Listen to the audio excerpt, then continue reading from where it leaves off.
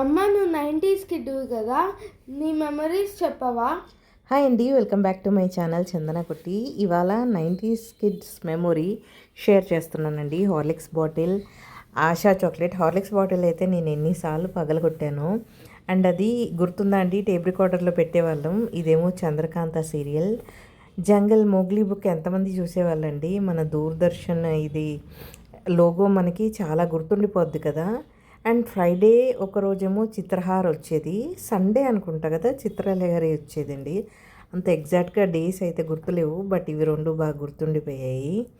Coin box ఏమో ఎప్పుడైనా మాట్లాడడానికి మమ్మీ వాళ్ళతో స్కూల్ నుంచో కాలేజ్ నుంచో ఇది యూస్ చేసేవాళ్ళం. అండ్ సేమియా పాల ఐస్ క్రీమ్ ఎంతమందికి గుర్తుండండి. అండ్ ఇలా వచ్చే బండిలో ఐస్ క్రీమ్స్ ఎంతమంది తిన్నారు. 7 స్టోన్స్ కూడా ఆడేవాళ్ళం కదా. ఇప్పుడు పిల్లలకి ఇవన్నీ తెలుసో తెలీదో కూడా నాకు తెలీదు. తొక్కుడు బిళ్ళ ఒకటి ఆడేవాళ్ళము, chess, carroms, snakes and ladders.